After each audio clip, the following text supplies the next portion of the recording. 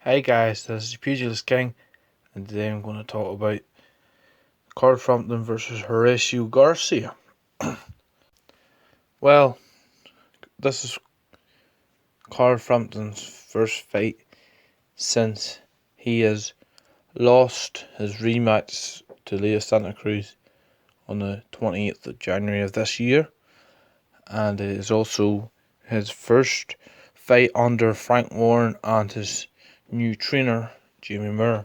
So Frampton obviously felt that he needed some changes in his career, and obviously he'd done so. So this is his first fight back, shaking the ring rust off in a 10-rounder against Horacio Garcia. So what's my opinion on the fight? So I personally thought it was a good fight.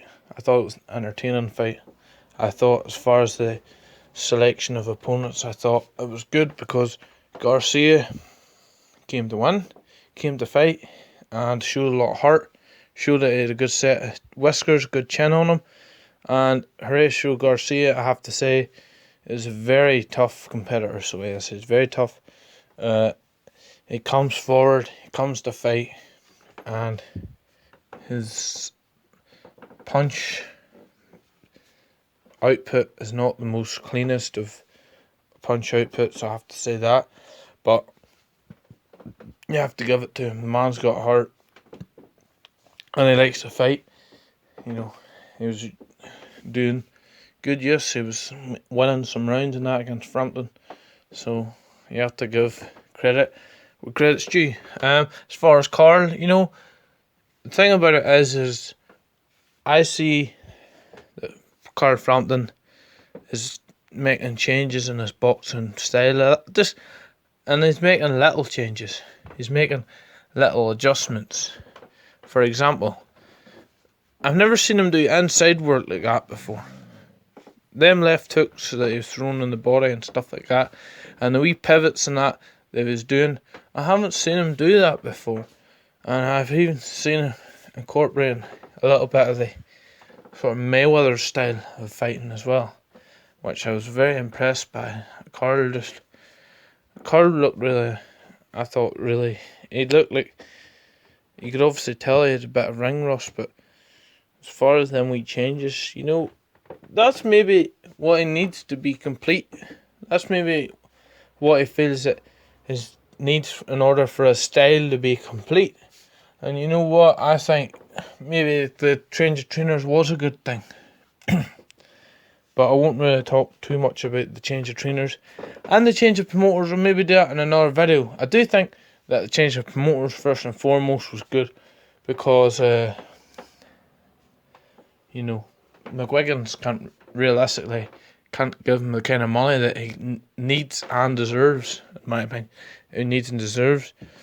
As far as splitting with Shane McGuigan, you know what? We'll find out in due course. But Shane McGuigan is definitely a very, very good trainer. I have a lot of faith in him as a trainer. I have a lot of confidence in him as a trainer. I know that David Hay split with him, and Frampton's now split with him, but that's not through no fault of his own, I believe. I mean, David Hay is David Hay. He has different needs, maybe, than what Shane McGuigan provides. There's nothing wrong with that. Shane McGuigan, once he gets experience under his belt and keeps training fighters, he'll learn things along the way.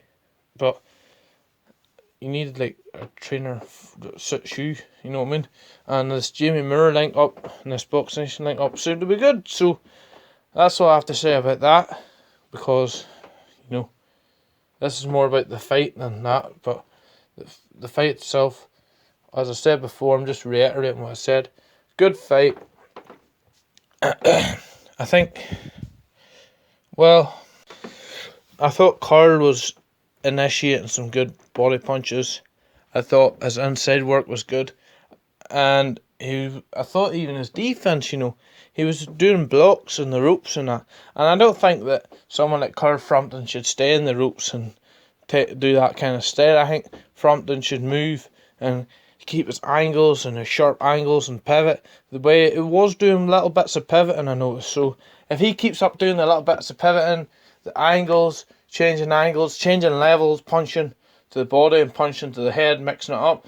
You know, this is maybe a more complete Frampton in the sense that this maybe, you know, this might be him on a new level or a new way. You know what I mean? Like, maybe it's maybe better for him to fight like that. You know, like Frampton likes to give the fans. Frampton's very fan sort of pleasing fighter. Frampton likes to keep the fans happy. He likes to keep the fans honest. So Frampton likes to give a fight for the fans. You know, Frampton likes to fight instead of box. You know, because sometimes, you know, you need to box, and sometimes, you know, depending on the fighter, maybe you need to fight. But Frampton says himself, he says that maybe had he stuck to his boxing, maybe he'd have won more comfortably. But he did say Horacio Garcia was a tough opponent. And now I have to mention this before I forgot it. The knockdown on round 7. Anyways, yes.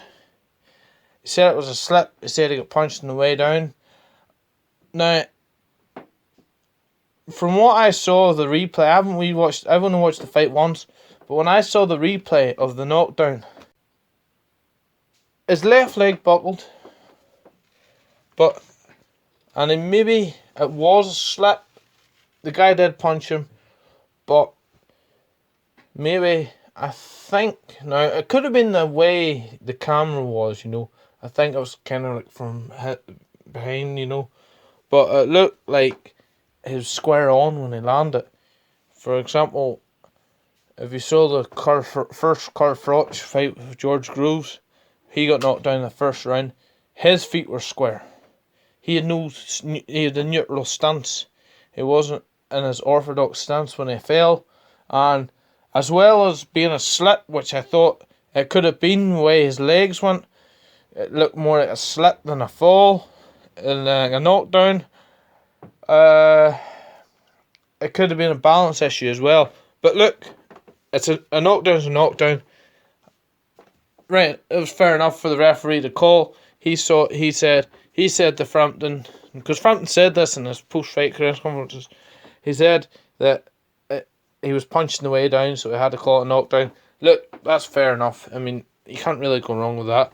It is what it was. It was a knockdown. It was sort of more of a flash knockdown, I think it's fair to say.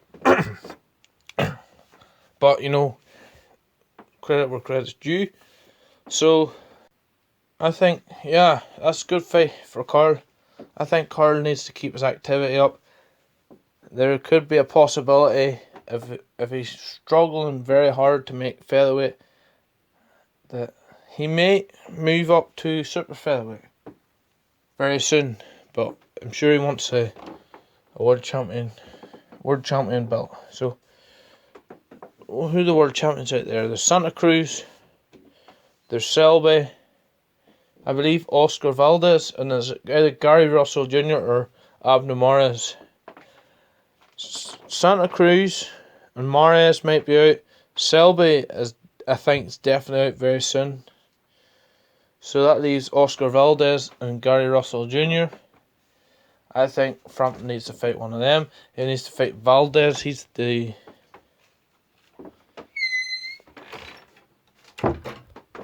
Valdez, I believe, is the WBO champion or something, or the WBC. I know it's one of the, or else Gary Russell Jr. is the WBC. But yeah, Frampton fight one of them in the spring of 2018.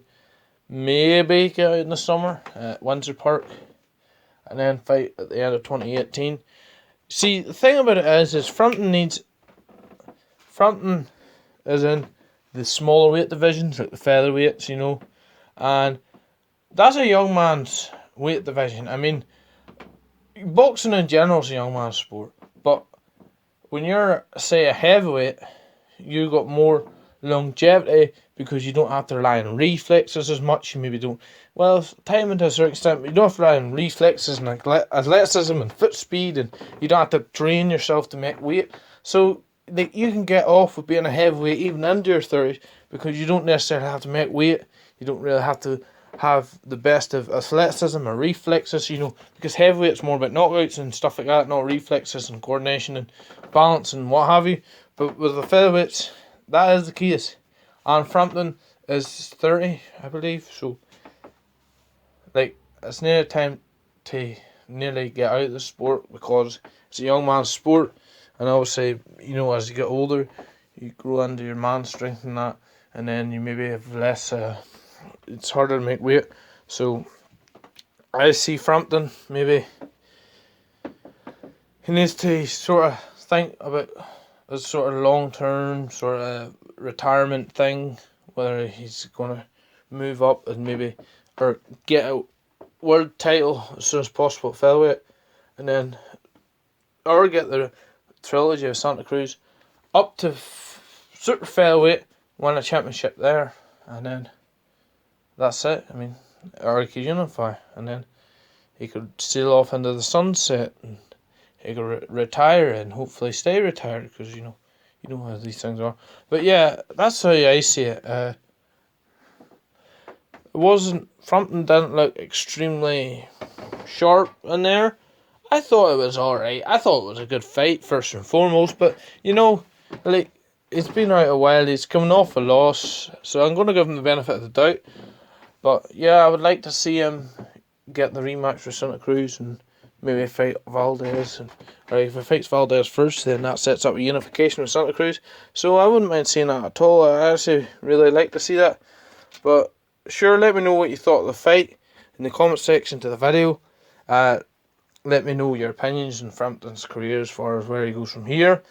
If you like the content, give it a thumbs up. Share it and subscribe to the channel for more. There'll be little windows on your screen if you're on a phone, tablet, laptop. You'll see little windows with my channel and other related videos. So check them out if you want to. Thanks for watching, guys. This is Pugilist King. Thanks for watching.